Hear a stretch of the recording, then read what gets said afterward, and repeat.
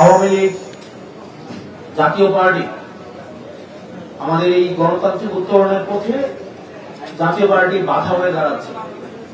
জাতীয় পার্টির কিছু পতিত যারা বেশিরভাগকে সবসময় পৃষ্ঠপোষকতা জুগিয়ে এসছে, তারা আবার ডালপালা মেলতে শুরু করেছে এবং আমরা শঙ্কা করছি আগামী নির্বাচনকে বানচাল করার জন্য, নির্বাচনের প্রক্রিয়ার যেই প্রক্রিয়াটি রয়েছে সেটিকে বাধাগ্রস্ত করার জন্য জাতীয় পার্টির মাধ্যমে আমাদের পার্শ্ববর্তী দেশ ভারত, পুনরাবৃত্তি করছি, আমাদের পার্শ্ববর্তী দেশ ভারত এবং আওয়ামী লীগের যে অর্থনৈতিক যে শক্তিগুলো ছিল তারা জাতীয় পার্টির মাধ্যমেই বাংলাদেশকে অস্থিতিশীল করার চেষ্টা করবে। সেই জন্য নির্বাচন কমিশনকে দ্রুততম সময়ে জাতীয় পার্টি নিয়ে সিদ্ধান্ত নিতে হবে। যারা এই ফেসিবাদকে পৃষ্ঠপোষকতা জুগিয়েছে, আমাদের বিগত ভোটবিহীন, মানুষের অংশগ্রহণবিহীন নির্বাচনকে যারা বৈধতা উৎপাদন করেছে, এই জাতীয় পার্টি হচ্ছে ভারতের একটা এক্সটেনশন, আওয়ামী লীগের একটা এক্সটেনশন।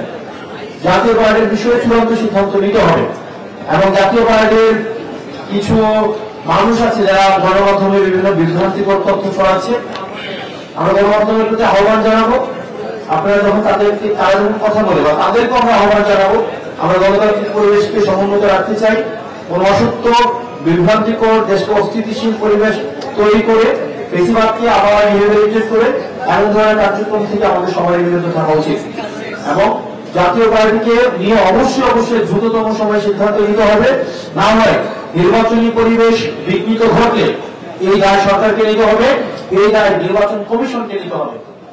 যদি আওয়ামী লীগ বিভিন্ন নামে ফেরার চেষ্টা করেছে, জাতীয় পার্টির ব্যানারে এখন আবার ফেরার চেষ্টা করছে, যে কোনো রূপে, যে কোনো চরিত্রে আওয়ামী লীগ ফেরার চেষ্টা করলে তাকে সেটি প্রতিহত করা হবে এবং হাসিনার বিচার নিশ্চিত।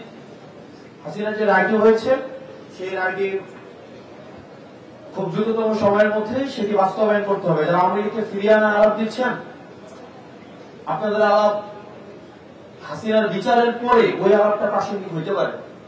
আগে ফাঁসিটা হোক, ফাঁসি হওয়ার পর আমরা এটা বিবেচনা করবো যে আমরা আওয়ামী লীগ কি আসবে কি আসবে না, নির্বাচন করবে কি করবে না, এটা ফাঁসি হওয়ার পরে আমরা সেই বিষয় নিয়ে আলোচনা হইতে পারে। তো আপনারা দেখেছেন, দেশে যদি গণতন্ত্র থাকে, মত প্রকাশের স্বাধীনতা থাকে, তাহলে মানুষের যেই গণতন্ত্রের মধ্যে অন্তর্ভুক্তির যেই উৎসব মুখর পরিবেশটা সেটা আপনারা সবাই অনুধাবন করতে পারছেন।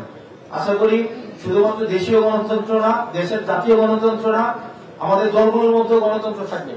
আমাদের অনেক দল আছে গণতন্ত্র সারাদিন বলে, কিন্তু নিজের দলের কোনো কাউন্সিল নাই।